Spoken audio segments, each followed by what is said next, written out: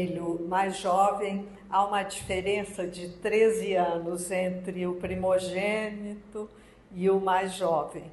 E entre eles um que não ficou, foi para o plano espiritual. E este fim de semana, estando em São Paulo para visitar o mais jovem, cujo planejamento com minha nora não estava voltado para filhos, tá? Só que de repente, não mais que de repente, vem dois, um menino e uma menina, gêmeos. Então eu fui visitá-los. E no apartamento do meu filho, que é em Higienópolis, a parte da cozinha dá para o centro da cidade de São Paulo. Então eu fui fazer aquelas comidinhas para mimar muito os dois, né? E quando eu fazia o serviço de pia, o que eu enxergava? Os prédios do centro da cidade de São Paulo, onde eu nasci. A minha mãe foi uma das 3 primeiras mulheres concursadas que trabalharam no Banespa, no Banco do Estado de São Paulo, naquele prédio icônico que aparece nas propagandas do Santander, né? Que tem a bandeira paulista lá no alto tremulando. E quando nas férias havia algum, furava de alguma forma o esquema, minha mãe me levava. A vida era outra, era possível, né? E todo mundo me conhecia no Banespa, eu ia de boneca, levava as coisas. E eu fazia as baldeações de elevador, porque não havia elevador para chegar lá no alto, então tinha que, os andares que a gente passava para outro elevador, né, até chegar lá no alto. E quando eu via, lavando louça esse fim de semana, eu olhava o Banespa, não só a saudade da mãe, mas eu vi aquela parte lá do alto, onde tem a bandeira, que era o lugar da diretoria do Banespa na época. E tinha um terraço enorme, né? E eu me lembro que eu dava a volta, correndo, depois sentava lá num canto do terraço com as bonecas, com as coisas para brincar. Me lembro do carpete, que era todo na área da direção, todo de um azul assim, turquesa, mas mais escuro, com umas estrelas douradas. Era uma coisa muito específica, né? E aí, de repente, eu parei e pensei, meu Deus, o quanto é importante a gente se lembrar das coisas que nos encantam. Cada um de nós tem algo para lembrar da própria infância, que seja encantamento. Uma pequena luzinha no Natal, uma história contada por uma tia, um tio, um avô.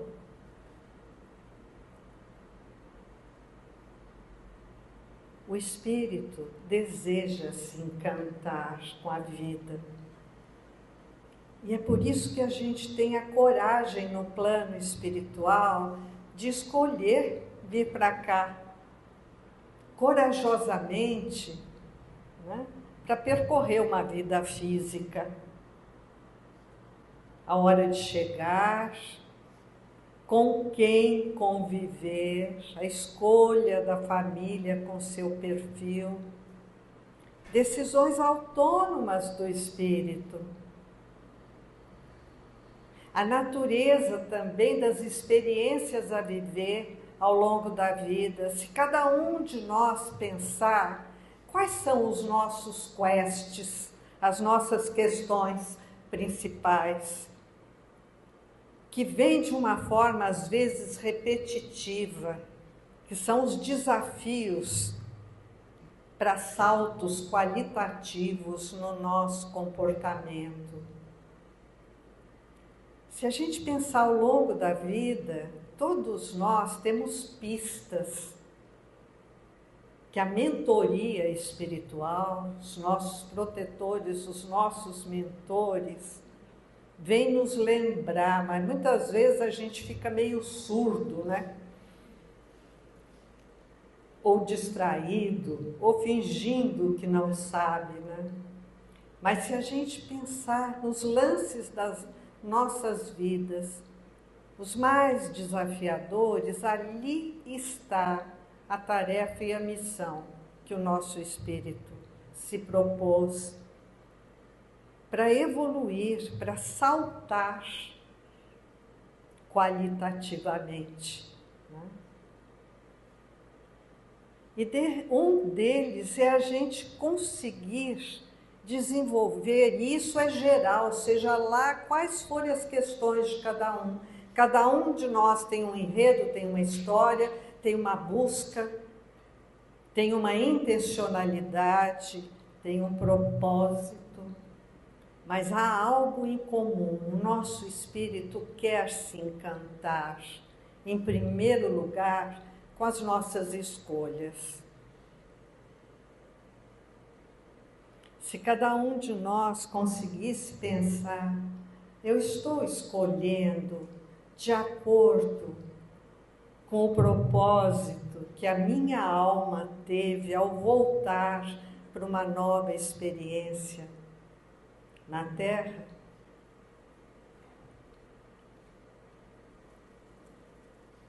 Cada um de nós traz uma história que parece que empurra para determinada responsividade, que subentende também responsabilidade. Muitas vezes a alma sussurra e a gente se faz de bobo, né? Ah, não, não é comigo, não é isso, não. Sou eu que estou pensando isso. Mas, na realidade, a gente traz com a gente um propósito muito, muito sério. Para mim,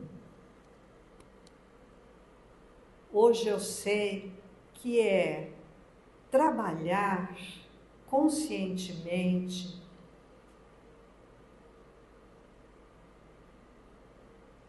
pela espiritualidade que me garante e que confia em mim.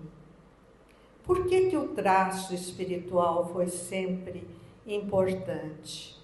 Em primeiro lugar, meus pais, funcionários públicos, bancária, né, trabalharam muito, muito, muito para colocar a única filha num colégio em São Paulo, que era tido como um dos melhores ensinos.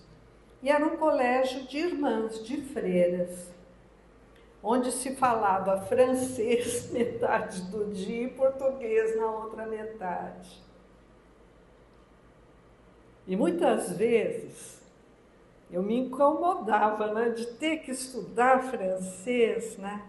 E não é que a vida depois se encaminhou de um jeito que o meu primeiro filho foi se especializar na França, numa oportunidade profissional, médica, se casou com uma francesa e os meus 4 netos são franceses. E todas as vezes que eu consigo ir visitá-los, sempre acontece alguma coisa que uma pessoa se senta e vem conversar sobre espiritualidade comigo. Não é por acaso, né? Tantas coisas que nos incomodam hoje, que nos instigam, que nos fazem, inclusive, desanimar ou nos desequilibrar, né? A ponto da gente sentir que precisa buscar uma ajuda espiritual, um tratamento, essas coisas são aliadas, são figuras aliadas do nosso espírito para nos conduzir a algo que tem que ser. Logo que cheguei a Ribeirão, por causa da bronquite do primeiro filho, que era bem séria, viemos para cá sem exatamente saber o que fazer, né? Eu, professora, mas não conhecia ninguém na cidade. Nós escolhemos a cidade por causa do clima. Olha a loucura, né? E no fim essa cidade nos abraçou empresarialmente, profissionalmente. As coisas foram acontecendo, as pessoas foram chegando, as oportunidades. E o porquê isso? Porque havia um grande plano e um grande projeto por detrás disso, como há para cada um de nós. Nós chegamos, lutamos, o primeiro filho foi crescendo, se curou daquela bronquite alérgica terrível, né? Que preocupava tanto que os médicos achavam que se a gente não mudasse, a gente não iria conseguir criá-lo, porque ele passava muito mal. E aqui, de repente, se desenvolveu maravilhosamente bem, com muito empenho, com muita natação, com muita ajuda das pessoas, profissionais, médicos, tudo mais, né? E hoje, está lá na França, com aquele clima frio, terrível, barará, desafio superado, né? Exercendo a medicina dele lá. Então, a gente perceber que tudo vale a pena se a alma não é pequena. Seja qual for o desafio que cada um presente aqui esteja vivendo, material, físico, de saúde, de emoção ou desafio espiritual, a gente saber que existe uma gestão superior para as nossas vidas. Deus nos vê. Viemos para cá, desenvolvi a vida profissional, professora, né? Empenhada, animadíssima, né? Durante muitos anos, professora do velho e histórico COC, né? Que criou as gincanas das escolas, né? Eu dirigindo como paulistana, que nem louca, eu era chamada pelos alunos de Nelson Piquet, da Lagoinha. Por quê? Todo mundo queria que eu tivesse na equipe por causa da prova surpresa, porque eu dirigia na frente de todo mundo. Num dos anos cheguei lá correndo, porque tinha que pegar algo de surpresa em algum lugar, né? Estava lá os 4 pneus esvaziados do carro. As equipes contrárias fizeram isso, né? Para eu não poder sair dirigindo que nem louca. Então, na realidade, tudo isso encanta a memória e lembra a gente quem a gente realmente é, né? Se cada um de nós pensar os desafios que já viveu e que conseguiu superar, puxa, eu sou uma grande pessoa. Posso estar num momento de busca ou num momento sofrido, mas eu valho a pena. A nossa alma quer isso de nós. Como é que surgiu? E isso diz respeito a um tratamento espiritual, ou a um lugar onde se busca a espiritualidade? Como é que surgiu o exercício, né, espiritualista para mim? Foi exatamente na perda do segundo filho. Meu pai tinha um amigo dileto que se tornou meu segundo pai aqui. Eles trabalharam a vida toda juntos em São Paulo. E ele depois se transferiu, depois de aposentado, para cá, espírita, e ele se tornou presidente de um centro espírita na Prudente de Moraes, o Benedito Rosa de Jesus. Trabalhamos muito lá. Eu e a Alice, que foi a iniciadora do Grupo Francisco de Assis, na salinha do apartamento dela. E quando o segundo filho partiu, lá foi o seu Breno Nogueira, que era esse amigo do meu pai, entrou na minha casa com uma equipe de passistas do centro, Benedito Rosa, olhou para mim, abriu os braços com um sorriso até aqui e disse: meus parabéns, meus parabéns. Que confiança que Jesus teve em vocês, né? Para poderem receber alguém que precisava ficar tão pouco. Aquilo foi um choque anímico tão grande que, uau! Eu saí daquela melancolia, daquela justificada tristeza, de repente, e aquilo foi assim, um despertar. E aí ele disse: menina, daqui a um mês eu quero você lá para fazer a escola de educação mediúnica. E lá fui eu fazer a escola de educação mediúnica. Quando estava no primeiro ano, que eram 4, ele falou: olha, você vai começar a frequentar o sábado à noite, que era o do desenvolvimento mediúnico, né, dos jovens médiuns, né? E eu estava lá, quieta, vibrando, com aquela cara de quem está almoçando com Jesus, né? De repente ele chegou: menina, vai lá, para atender um dos médiuns incorporados. Até hoje, parece que eu andei 10 quilômetros e era simplesmente daqui até a 4ª fileira aqui. E me coloquei na frente do médium.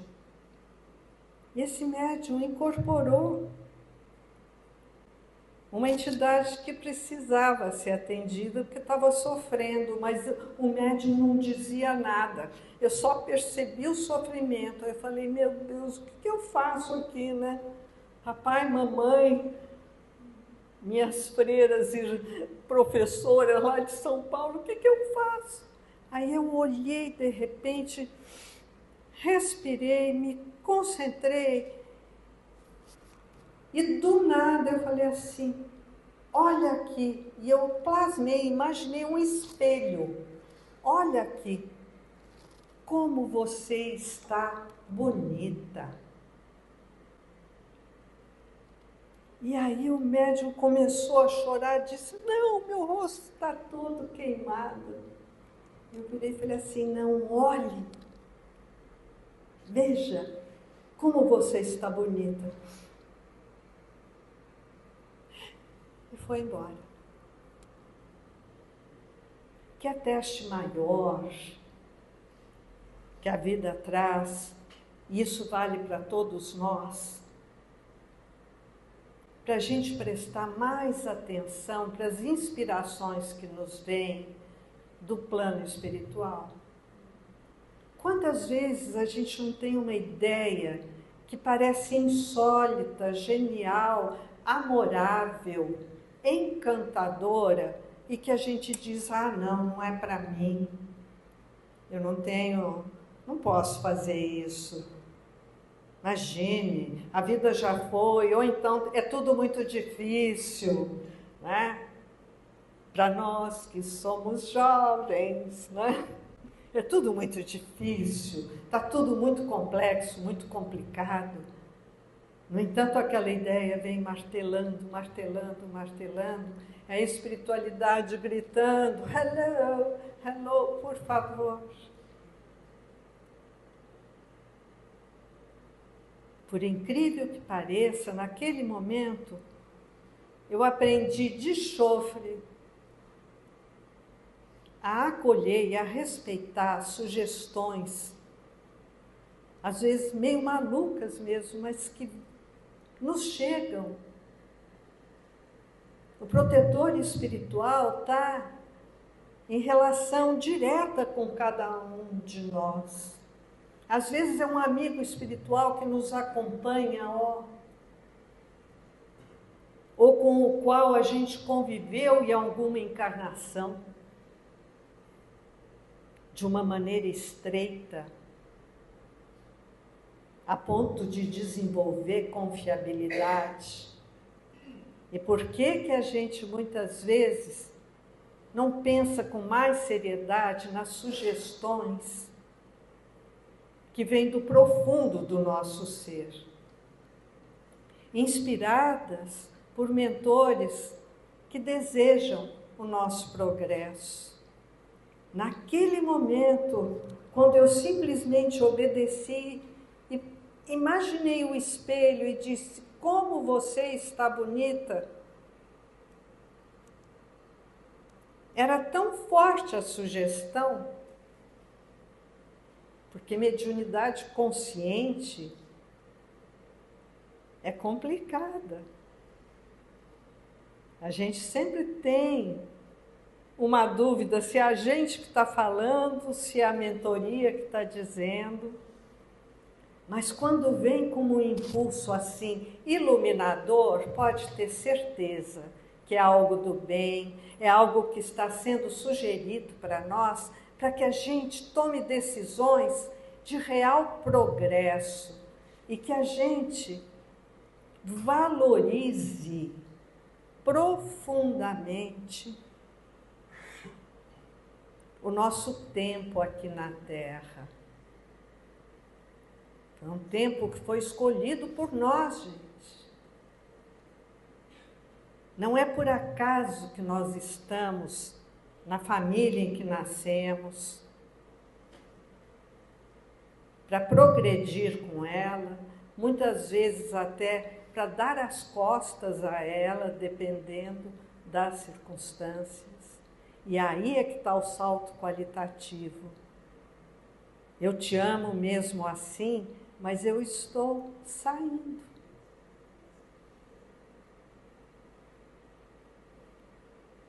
Para dar os passos necessários ao progresso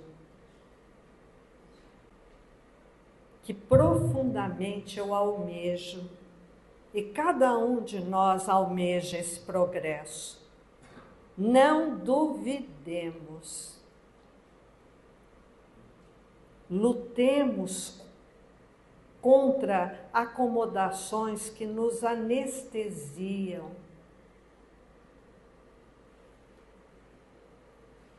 Mesmo quando vivemos profundas perdas de quem amamos, o maior ato de amor é respeitar a decisão que aquela alma teve de ficar aquele tempo determinado aqui. Eu tive um mestre índio norte-americano, ele era um psiquiatra, mas de origem nativa. Durante um ano ele veio para o Brasil para ensinar um grupo do qual eu participava, um grupo terapêutico, né? Orientado por uma psiquiatra de São Paulo, a Neuza Steiner, que fazia os treinamentos e era uma vez por mês. Ela vinha para Ribeirão, eram 3 dias, sexta, sábado e domingo. E ela havia se especializado num lugar nos Estados Unidos chamado Hummingbird Foundation, né? A Fundação do Beija-Flor, tá? Orientada para assuntos psíquicos, né? Psiquiátricos, né? Mas usando os costumes dos índios, dos nativos, dos xamãs, dos curadores. A palavra xamã significa aquele que sabe.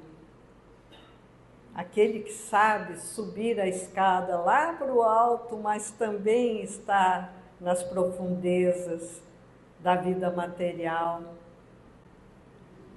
e das dificuldades, às vezes abissais, abismos pessoais, né? E ela trouxe um dos professores, o Black Horse, né? Ele gostava de ser chamado assim, ele faleceu ano passado. E foi um mestre. E o que ele sempre nos ensinou era não ter medo dos nossos desafios.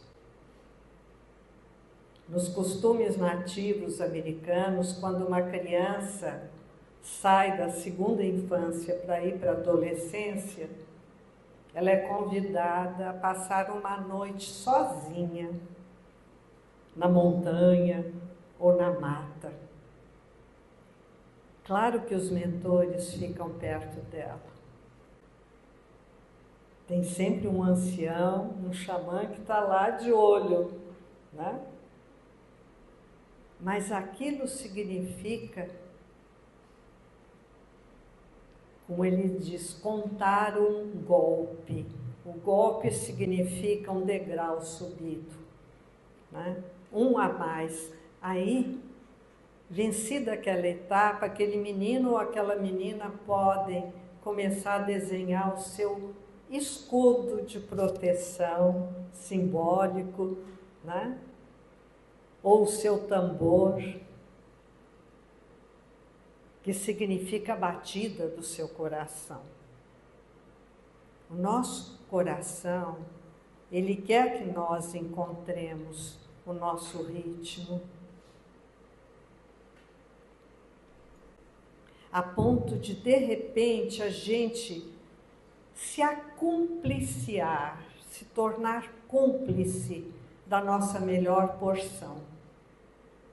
Logo no início do trabalho do Grupo Francisco de Assis, nós atuávamos num outro lugar que foi cedido por uma aluna das épocas do COC que me encontrou num curso e a gente estava sem lugar para funcionar. Era um final de ano, estavam pensando no outro ano. Oh, professora!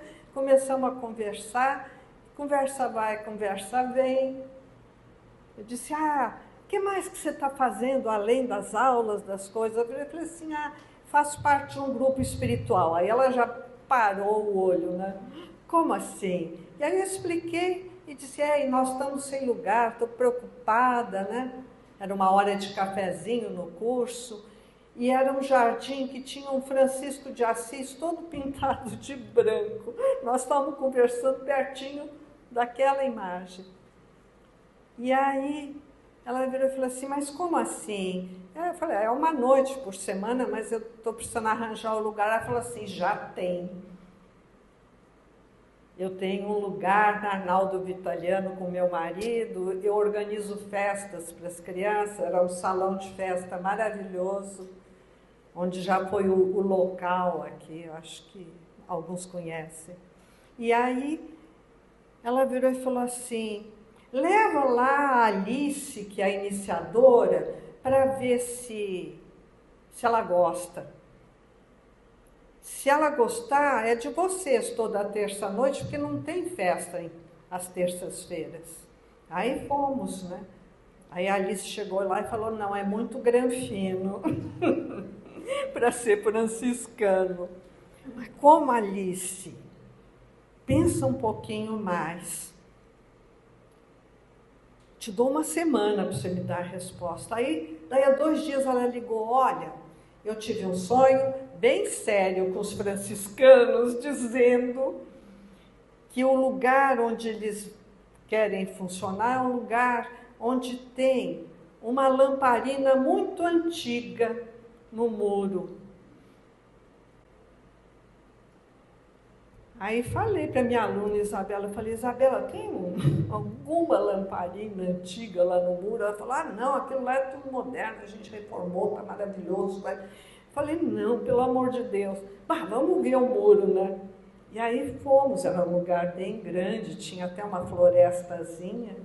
A gente foi percorrer os muros e de repente estava lá um bico de luz todo enferrujado, bem antigo. Aí a Alice viu e falou, tá bom, então podemos vir para cá. Ficamos 14 anos lá.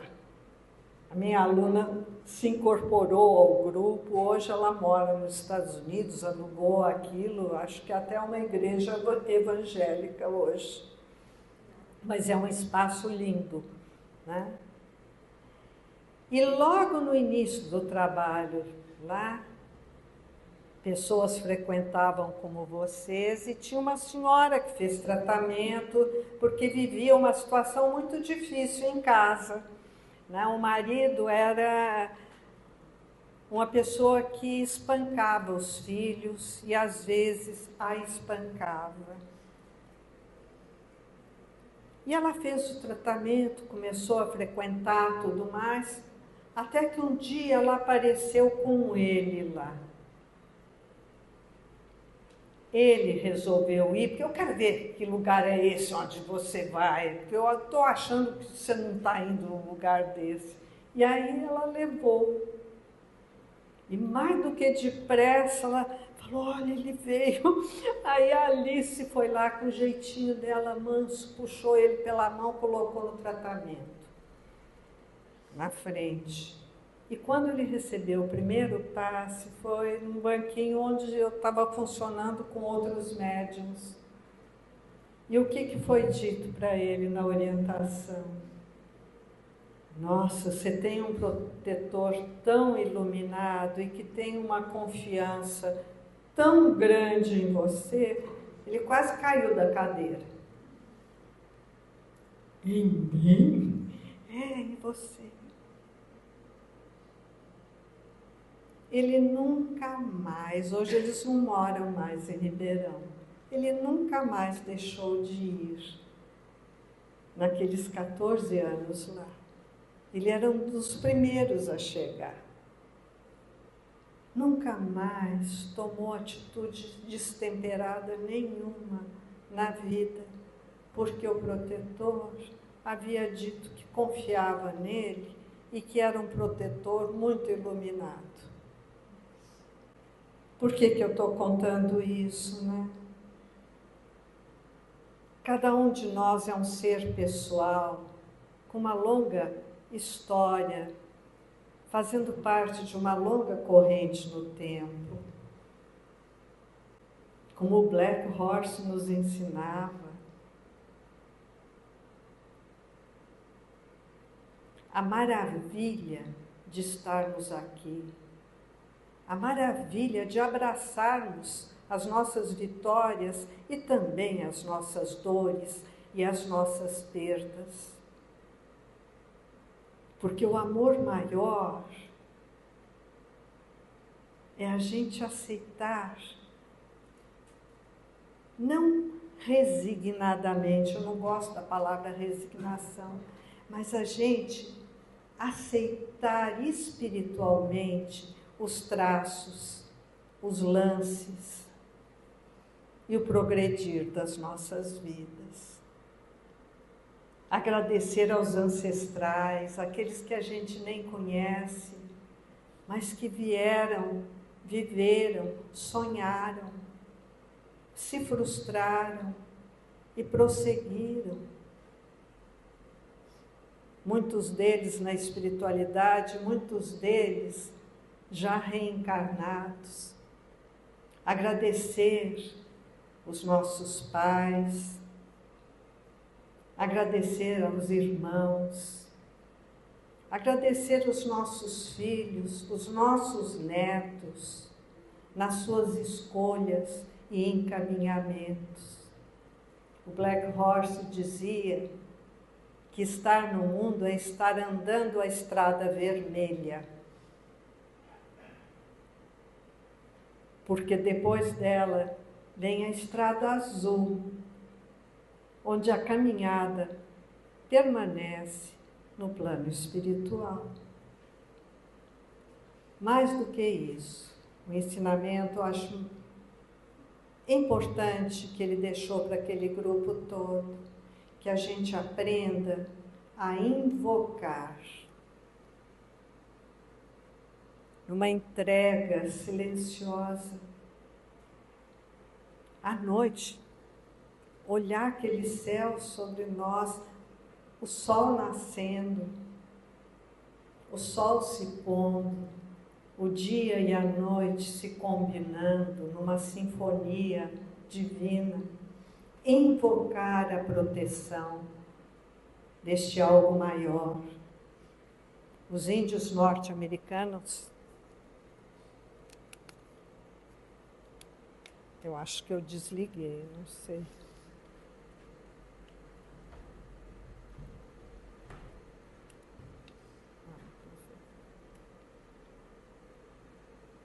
Os índios norte-americanos chamam de grande espírito.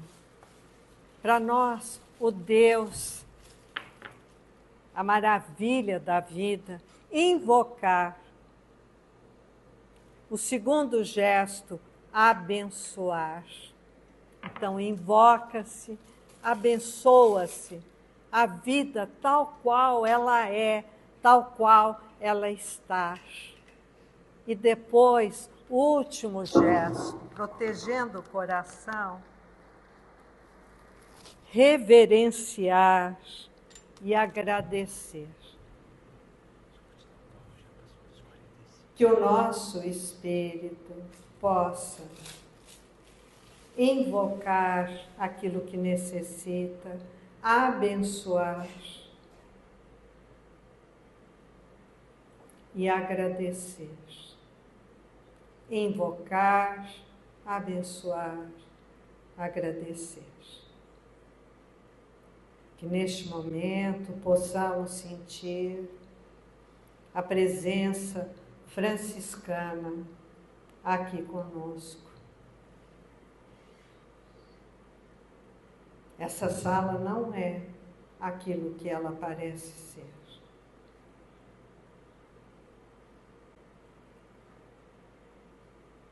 Todos frequentadores, somos um.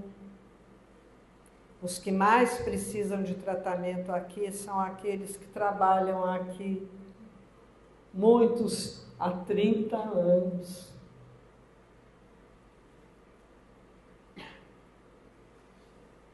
Que possamos sentir essa presença conosco e tenhamos a certeza de que Deus nos vê, a cada um de nós, sempre e para sempre. Somos divinos. Assim é. Graças a Deus. Nós vamos prosseguir com os passes.